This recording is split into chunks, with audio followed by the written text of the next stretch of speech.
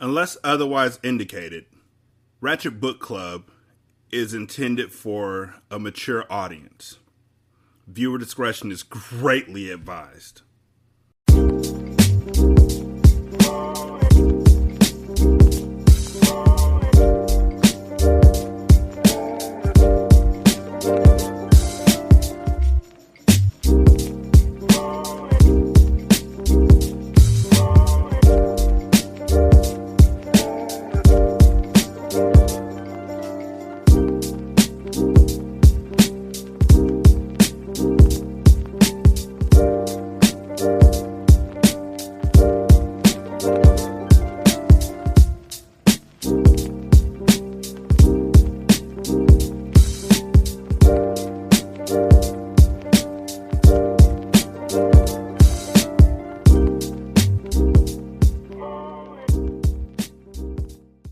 Welcome to Ratchet Book Club, where we read hood classics and good classics. I'm Derek. 916-633-1537, Ratchet and Ratchet at gmail.com, Ratchet Book Club on Twitter, Ratchet Book Club on Facebook. Chapter 8. You don't look good, Naya said to David when he opened the door. Are you okay? I'm okay. He smiled weakly. He had made a dinner date with Naya earlier in the week, before the surreal incidents had thrown his life into a tailspin. After he discovered the Bible earlier in the afternoon, a sickening dread overcame him, and he spent the rest of the day napping, as if he could escape his fear by burrowing into sleep. But bad dreams followed him. There was no sanctuary, even in slumber. He'd considered canceling his date with Naya, but he hated to be a flake. At the sight of her, he was grateful that she had come. She was a balm for his troubles. Are you running a fever? Let me check. She pressed her palm against his forehead, her brow furrowed with concern. Really, I'm fine, he said. I can prove it. I cooked dinner. I thought I smelled something burning. Ha ha, very funny. He kissed her lightly on the lips. Do you mind if we eat now? I'm starving. He had prepared a simple but tasty meal. Chicken parmesan, pasta, broccoli, and Texas toast. He opened a bottle of Chardonnay and filled a glass for both of them. They dug into the food with gusto. I'm so impressed, Naya said, slicing a piece of chicken. I found a man who can cook. I bet you can clean, too. My mama raised me well, he said. He sipped the rest of his wine, then refreshed his glass. Thirsty? She said. I want to sleep like a log tonight. What's bothering you? And don't tell me it's nothing. It was obvious something was wrong the second you opened the door. He pressed his lips together. He decided that he would tell her what was happening. He would share a few things, but maybe not everything. Keeping all of his emotions and thoughts bottled up was threatening to make him implode. Getting drunk would provide only a temporary solace. Let's finish dinner first, he said. I have to eat, and if I start telling you before I finish, I'll lose my appetite. A short while later, they had left the kitchen for the living room sofa. He'd brought the wine with him. Across the room, King settled near the doorway like a sentry. Perhaps the Chardonnay had lubricated David's tongue, because he told Naya everything. The theory that his father had faked his own death, leaving out the fact that Reverend Brown had told him so, as he promised the pastor that he would keep his identity private. The photograph his dad had taken at the Mason house, the visitation from his grandfather's ghost, the illustrated Bible, the disturbing phone call. Naya listened silently throughout his telling. Her hand rested on his thigh. Her touch comforted him. He wished he had confided in her earlier. Sometimes he was tortured by his own self-reliance. You've been dealing with so much, she said, once he finished. I knew something was wrong, but I had no idea that it was anything like that. What do you think? He faced her. Honestly. I believe everything you told me, first of all, she said. We've only known each other for a little while, but I think you're a rational guy. I don't think you've been hallucinating any of this stuff. Thanks, he smiled. I needed to hear that. About your father. I'm not sure how him maybe faking his death is connected to the other things that have happened. I think he could have done it, but I'm not sure what it has to do with everything else. Has to be a connection, though. I think so, too. I get the feeling that my dad is tied into everything, somehow, and I only have to find the link. And the ghost, and the Bible, and the phone call. Well, it sounds like someone has plans for you, David. That's what worries me. I have some kind of responsibility to fulfill, and it's related to my family. But I can't figure out what I'm supposed to do. According to the caller, it's going to be revealed to you, Naya said. I bet you Pearl was the one who called you, too. It sounds like her. I thought it was her. I'm going to see her tomorrow so I could talk to her face to face. Why don't you? Sounds like a great idea. I'll be right back. I want to show you something. He went into the master bedroom where he left the Bible. He brought it into the living room and placed it on the coffee table. Check it out.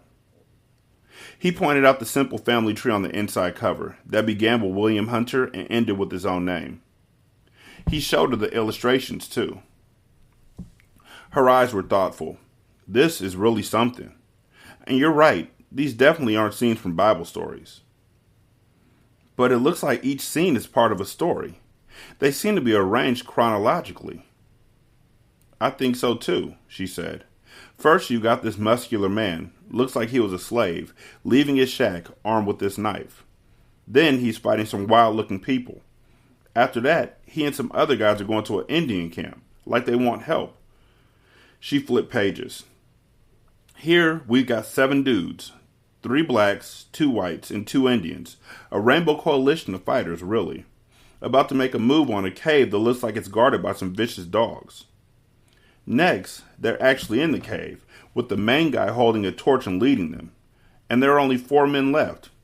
Maybe something happened to the other 3 guys.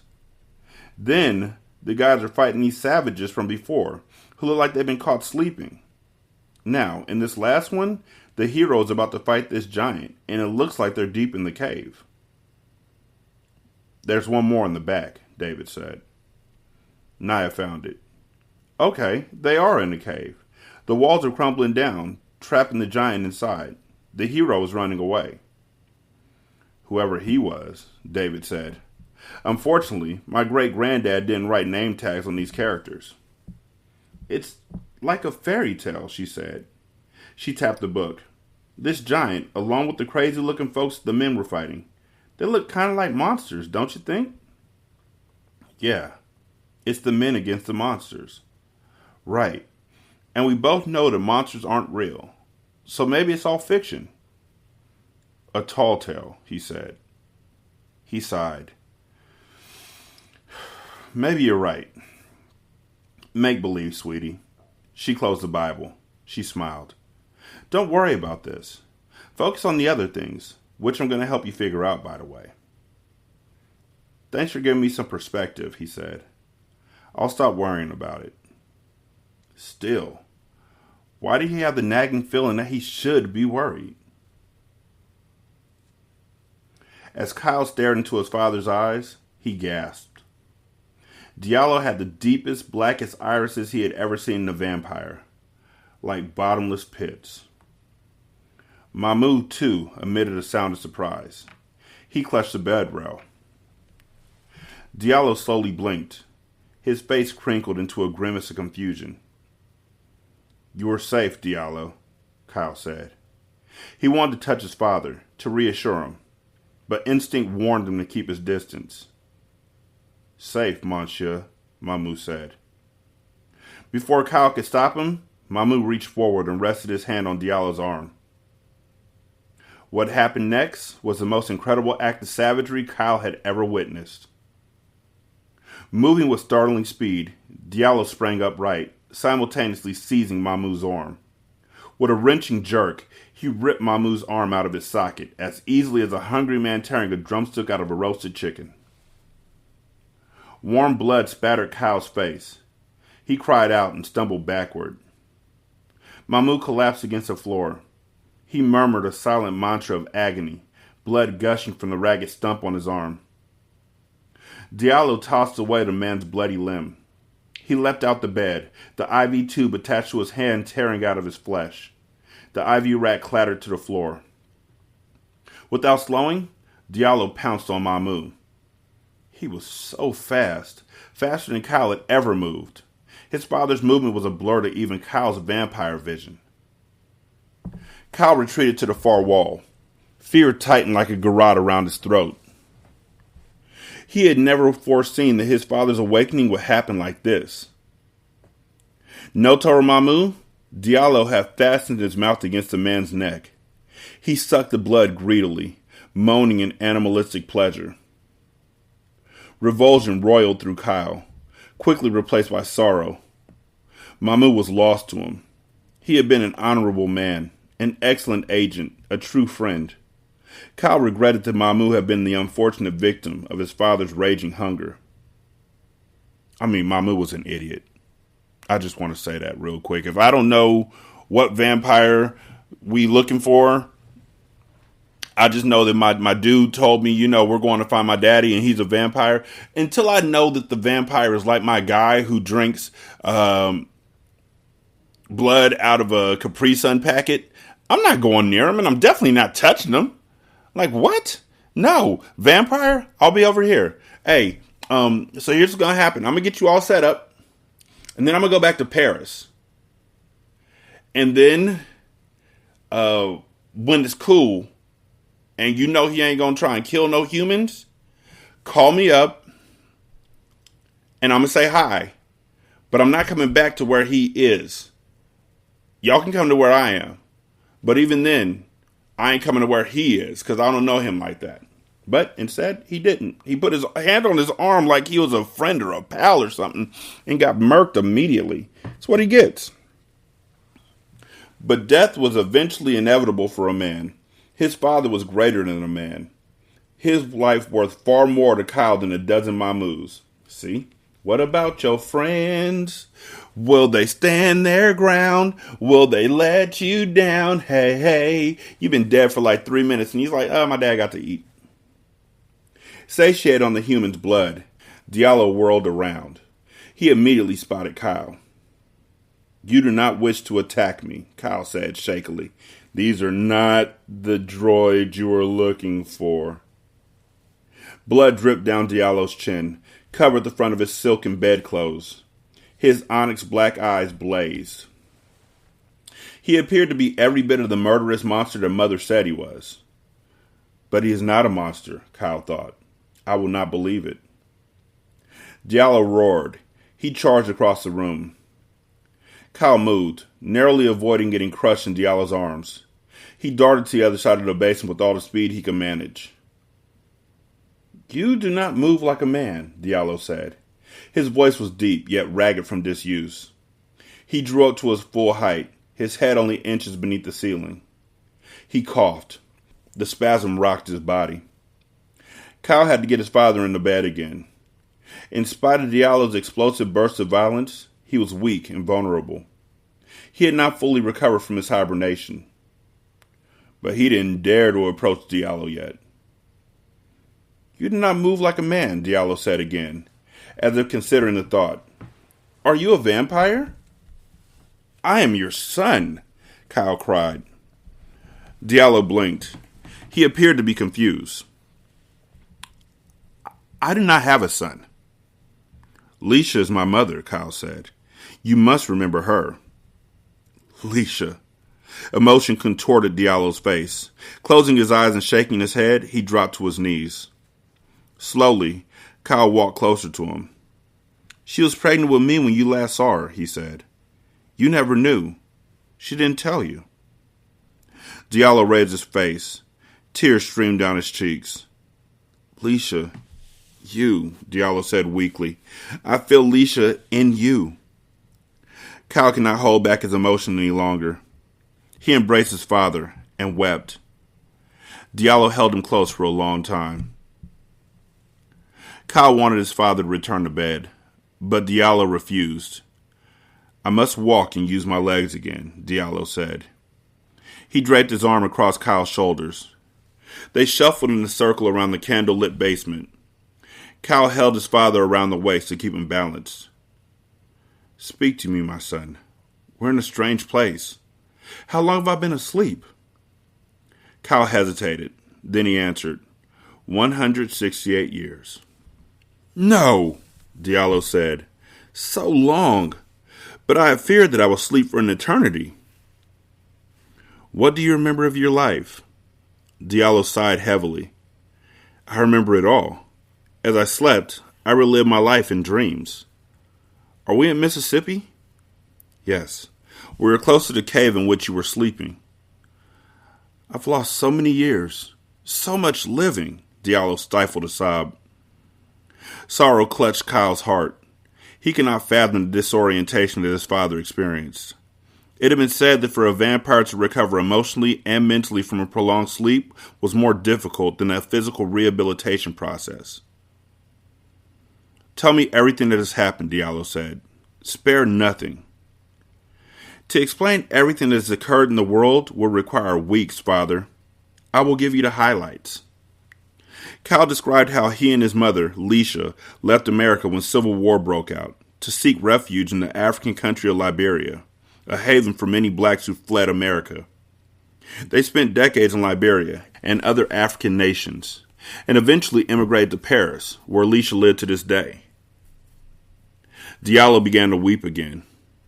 Leisha must despise me for what I have done, he said. She did not come with you. Kyle did not know what to say. He could not repeat his mother's cautions about awakening his father. I owe Leisha my life, Diallo said. She saved me from a life of slavery. She taught me so much. She made me a vampire. Mother loved you, Kyle said. Diallo's body trembled. Gently pushing Kyle away, Diallo stood on his own. His liquid black eyes captured Kyle's gaze. But Leisha never understood, Diallo said. I'm a warrior. Father, the slave trade ended over a century ago. You cannot imagine the weapons that humans possess in this age. The power that they wield. Diallo laughed. Power? When I'm well, I will teach you power. Father. Kyle was again unable to speak. How could he explain that there was nothing to fight for? That the injustices for which his father believed he was fighting had been remedied? And that, most of all, as vampires, the business of humans was none of their concern. Diallo was trapped in his mortal memories. Persuading him to relinquish his old passions would be perhaps Kyle's most daunting challenge. Diallo wobbled and slumped against Kyle. He breathed heavily. Help me lie down, Diallo said. I must rest, then feed again. Kyle helped Diallo onto the bed. His father reclined against the pillows. A small cooler sitting nearby held several packets of blood. Kyle retrieved one and pierced the top. He handed it to his father. Drink this, Father. It will nourish you. What is it? Diallo frowned. Blood, Kyle said. Human blood. In this age, we live on blood that has been packaged like this. Diallo looked doubtful. Kyle demonstrated how to squeeze the packet and draw the fluid between the lips.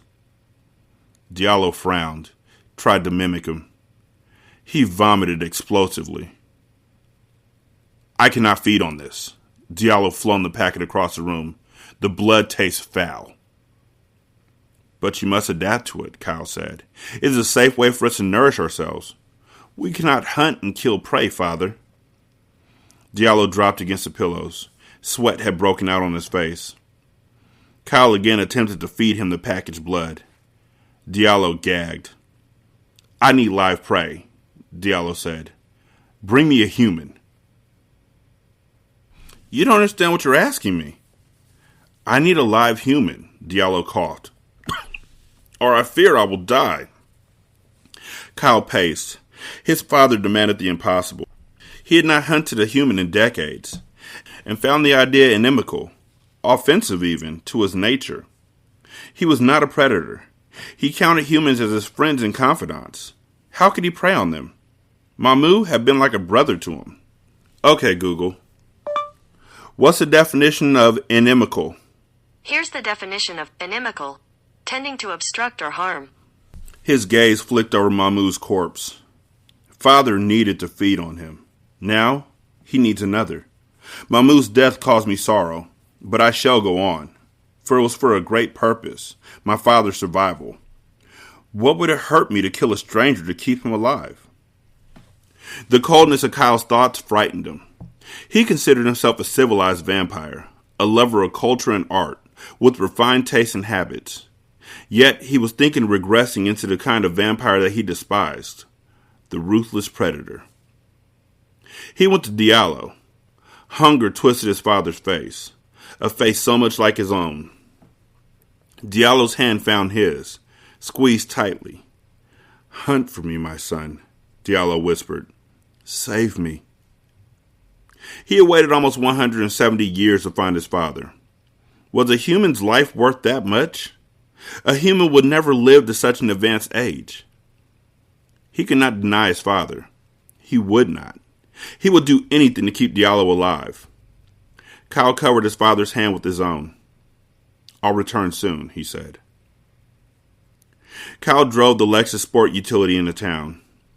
Briefly, when he had climbed in the vehicle, he had thought about Mahmoud and how he typically drove Kyle everywhere that he needed to travel. Then he cleared memories of his friend out of his thoughts. He could not afford to think of any humans in kind, familiar terms, not while he was engaged on this mission. Nothing could distract him from his purpose. He was a good but cautious driver. Mother had warned him about the pitfalls of automobiles. Humans are reckless, she had taught. It is far too easy for you to be ensnared in a collision. Think of the fear you would cause if the humans witnessed you walking away from a head-on wreck, unscathed. Or what if you were to lose consciousness and they took you to one of their hospitals and discovered your unusual blood? Kyle could not quiet her somber voice of wise advice. As he motored down the steep road, the town unfolded before him, lights twinkling. It was 15 minutes past 11. He hoped that most of the residents had taken to bed. He could not risk being seen. He turned onto a residential street. Porch lights glimmered on many of the ranch-style homes. He remembered the last time he had hunted. He had been 127 years old, living in Paris. He and his mother had gone to the theater one evening, and after the performance, they followed a young couple along the city streets. Mother led the hunt. She swept towards the couple and forced them into a dark alley with the power of an unstoppable gale. She fell upon the man. Kyle took the woman. He would always remember the terror that had shone in the woman's eyes as his hand grasped her shoulders in an iron grip. The sigh of pleasure that escaped her when he sank his fangs into her warm, tender neck, and the cloying scent of her perfume mingled with the coppery odor of fresh blood. A delicious shiver coursed along his spine and rattled through his arms, making his hands tremble on the steering wheel. But nausea followed soon after. The thought of touching his lips to germ-ridden human flesh seemed so repulsive, so primitive. But he could not ever forget the rapture of sucking blood directly from an artery and into his mouth. He reached an intersection. He turned onto a road that appeared to be darker, with fewer homes. He parked in front of an unlit house. A nearby elm tree concealed the Lexus in additional covers of darkness. Still, the luxury sports utility was glaringly conspicuous in the humble town. He regretted that he had allowed Mahmoud to acquire the vehicle. However, he reminded himself that hunting amongst the town people had never been part of his original intent. He climbed out of the truck. The thump of the closing door echoed down the desolate street. He drew his leather gloves more tightly across his hands. Perspiration coated his palms. He had never hunted alone. Mother had always accompanied him. But her teachings returned to him. You are a prince of the night. Use darkness to your advantage. Revel and cloak yourself in it. At night, the world belongs to us. A breeze swirled around him, carrying the scent of flowers and the singing of crickets and other creatures. The world belongs to us. His eyes slid shut. Like a man submerging a net in a river in search of a fish, Kyle cast his mind into the atmosphere. He sought the warm pulse of a human life. Someone young, but not a child. An adolescent, yes, with right blood that would nourish his father. Within seconds, he had found one. His prey was a few blocks away, not too far to travel by foot, a distance he would cover rapidly. He stretched forward. Into a human eye, he would have appeared to vanish, like a flickering shadow. But he was moving, not relying on sight for direction, but trusting solely in the psychic signal that throbbed in his mind. He arrived in the backyard of a small house. A wooden fence encircled the yard. Crumbling concrete steps led to a white door. He tried to open the door. Locked. He waved his hand across the lock, and it disengaged with a soft click. In addition to tremendous strength and speed, each vampire possessed special gifts. He had the power of telekinesis, the talent to move physical objects by employing psychic force. He could lift an object that weighed several hundred pounds without exerting any physical effort. The ability came in handy. No door was ever closed to him. He waited outside the doorway. Silence. No one shouted an alarm or came running. But he sensed a human in the room beyond the door, the individual he desired. He paused. Once he went inside the house, he could not turn back. His carefully cultivated image of himself as a sensitive, sophisticated creature would be ruined. He would become a predator. Hunt for me, my son. Save me. He had waited a lifetime for an opportunity to see his father. How could he turn away from doing what was needed to ensure his father's survival? If he had to become a predator, so be it. Quietly, he pushed through the door. He was in a cramped, brightly lit kitchen. Chipped paint on the walls. Pieces of tile missing from the floor. A wobbly set of chairs surrounded a wooden table, heaped with papers and cups. A young black woman was at the counter, her back turned to him. She poured a bright red fluid from a pitcher into a glass. For an absurd moment, Kyle thought he had wandered into the house of a vampire who was about to feed. But it wasn't blood, of course. It was some sort of punch drink. Beyond the doorway, Kyle heard children chattering excitedly. He only wanted the girl. She turned with the container in her hand to return it to the refrigerator, and that was when she saw him. Her mouth spread into a startled, "Oh." The pitcher fell out of her fingers and crashed against the floor, punch spreading like a blood stain across the tiles. He struck her temple with the edge of his hand, knocking her unconscious. He caught her in his arms. She was so vibrantly alive, her head lolled to the side, exposing her smooth neck. Without touching her flesh, he felt her pulse throbbing. It was like a drumbeat echoing in his mind. He covered her with his jacket. She was not for him. She was for his father. He carried her out of the house and into the night. Jalil and the fellas cruised through town. T-Bone drove, Poke rode shotgun, and Jalil was sprawled in the back seat. Hip-hop banged from the speakers, loud enough to give an old man a heart attack. The past week, no longer burdened by a stupid job, Jalil spent his days and nights hanging with the crew. He usually rolled out of bed at noon, played video games for a few hours, and then T-Bone would pick him up and they hit the basketball courts, or even better, the car wash, where they talked to all the females who came through. Okay, that's the one thing I'm going to change out in this book, if it's not describing something. And talked to all the ladies who came through. Come nightfall, they began cruising the streets, stopping whenever they saw people they knew, or just driving and bumping music.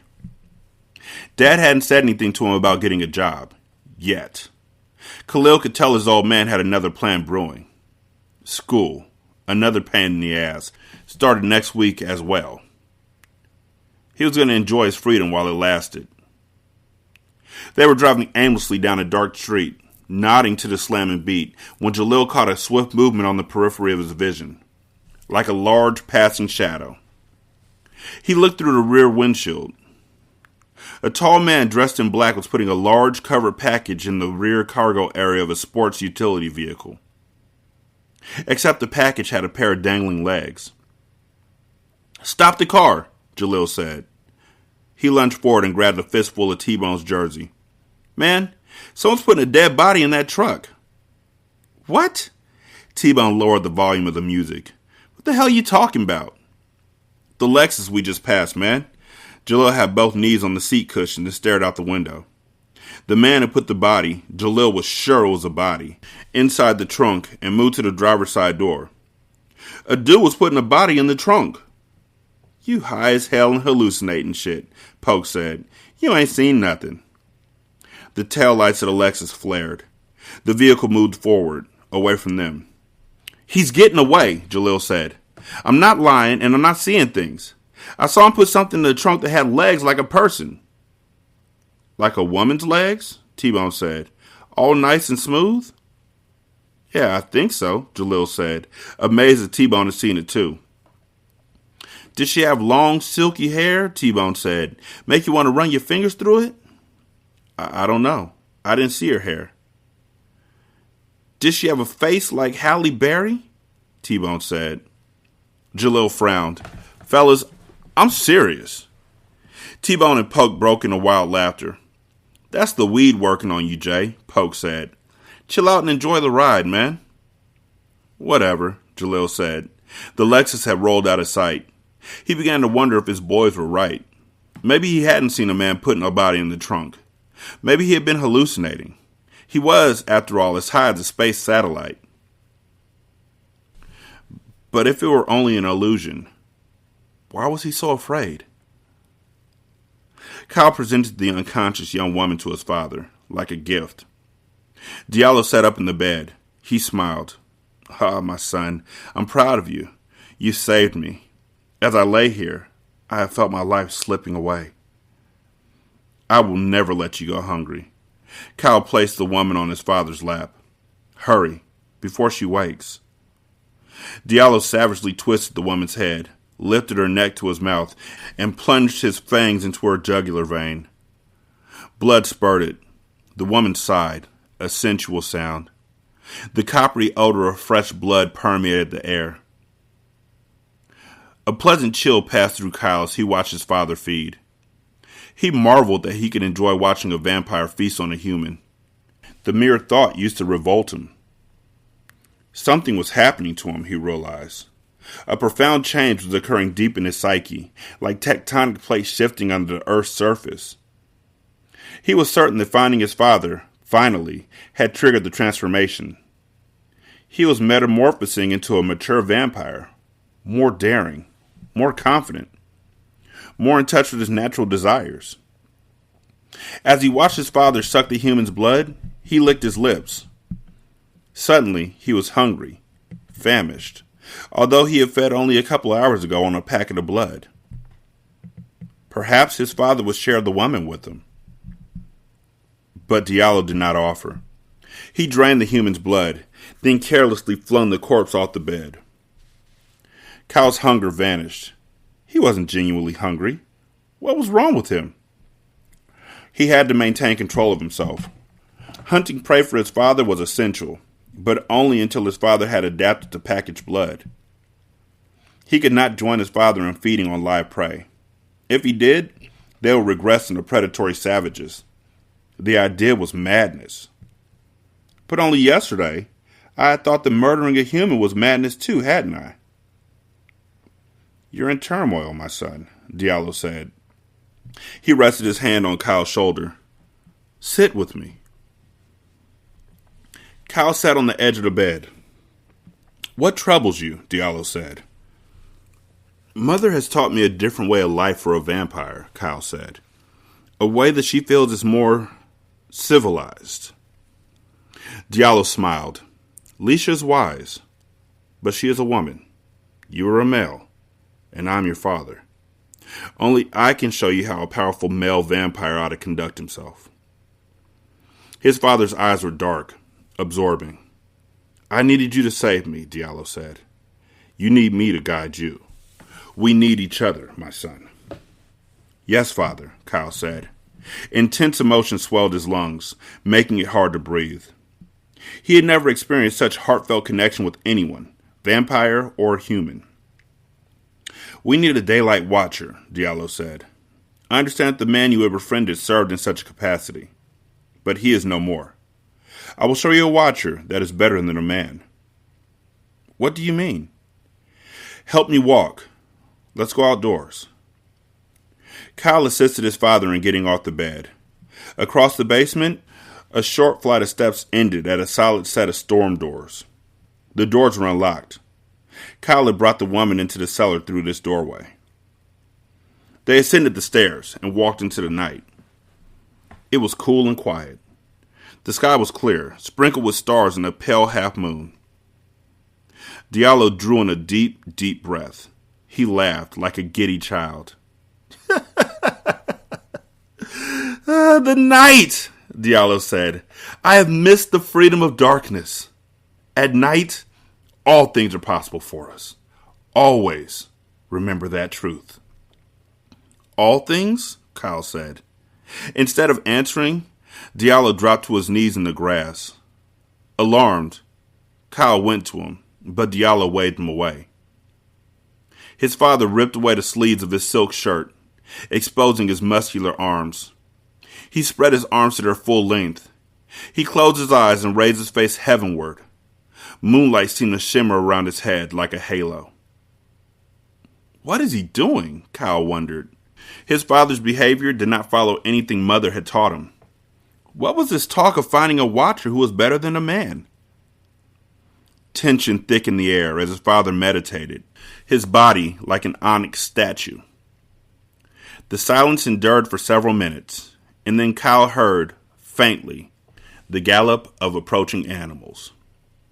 It sounded like dogs. David and Nia were in the living room when the dog went berserk. They had temporarily given up discussing the Bible, the ghost, and the other strange things that David had experienced lately. They just didn't have any solutions. Tomorrow, David will visit the psychic woman, Pearl, to get some answers. They were watching a sappy romantic comedy movie that Nia had insisted he would like when King went nuts. The dog had been lying on the floor, viewing the television as if engaged in the story. Abruptly, King jumped up and began to bark. What's wrong, boy? David said. What are you barking at? King ran out of the living room. He continued to bark. Confused, David looked at Nia. He could be hungry, she said, or want to go outside. He doesn't normally act like that. He found the dog in the hallway. King stood on his hind legs, scratching at the front door, barking. David looked outside the window. There was no one in sight.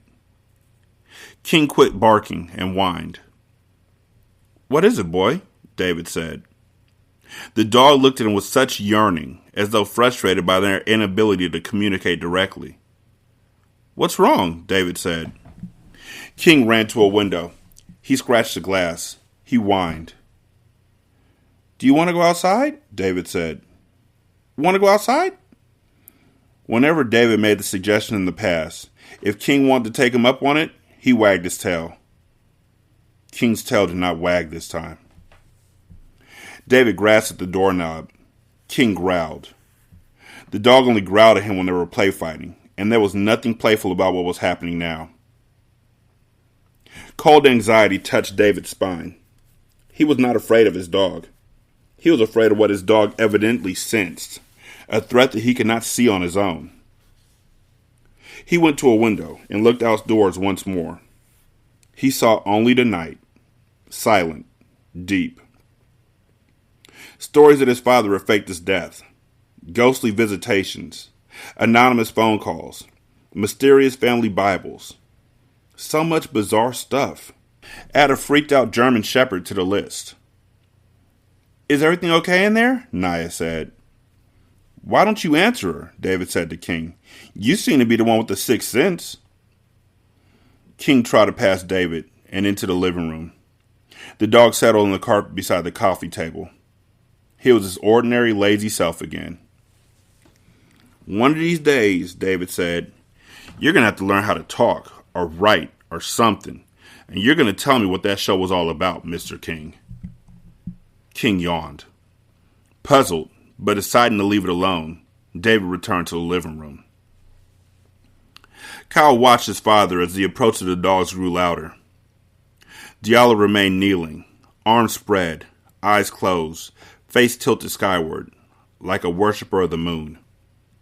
A pack of a half-dozen dogs swept around the corner of the mansion. They looked like mutts who had been left to fend on their own and find their meals in garbage cans and handouts. None of the animals wore a collar. All of them were full-grown, and none of them weighed less than 30 pounds.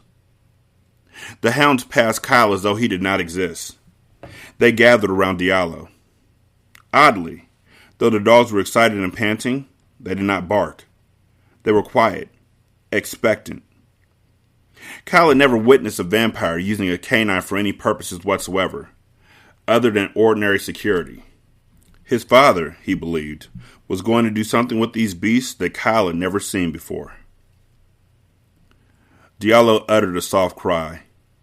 With his nails, which had grown into sharp claws, he slit a gash in each of his wrists. Ugh! Thick blood streamed across his skin. Kyle winced. Diallo offered his bleeding wrist to the dogs. The dogs padded closer to him.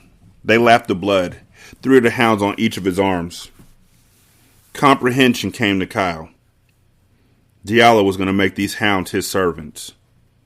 He viewed the rest of the spectacle with amazement. Almost as one, after the canines fed on Diallo's blood, they dropped to the grass. They squirmed and squealed. Saliva bubbled from their lips. Diallo motioned for Kyle to come forward. He grabbed Kyle's hand and got to his feet. Diallo's self-inflicted wounds had closed. I've always used dogs as watchers, Diallo said. They're a man's best friend. Why not a vampire's? He laughed. The dogs wailed in pain. Their pain will pass soon, Diallo said. They're experiencing the death of their mortal bodies. As Kyle watched, the hounds ceased their cries and seizures. They began to recover. These hounds will remain active both day and night, Diallo said. They'll possess extraordinary intelligence. They are obedient to my will. They're peerless guardians and hunters. I never knew dogs could be used like this, Kyle said. Leisha knows, Diallo said. She taught me. Kyle felt betrayed by his mother. She claimed to have taught him all of a vampire's abilities. What else had she kept secret from him? When the dogs bite another canine or a human, Diallo continued, the bitten one will fall under my influence and will serve either as a servant hound if a canine or a Valdue if he's a human. A Valdue? Kyle said. He had not heard the word in many years. Valdue have the hunger for blood, but do not possess all of our talents. They are excellent warriors. Diallo's lips twisted into an enigmatic smile. Mother teaches that the Valdue are an abomination, Kyle said. She forbid their creation. When will you put away childish things, Diallo said, and claim your birthright as a vampire? Kyle did not know how to respond. Diallo smiled. He snapped his fingers. The dogs arranged themselves in a tight line, like trained soldiers. Diallo placed his hand on Kyle's shoulder. This is my son, Kyle, he said. Look upon him. The canine's attention shifted to Kyle. Unlike normal dogs, they did not turn away when he met their gaze. They stared at him without fear. Unnatural awareness gleamed in their eyes.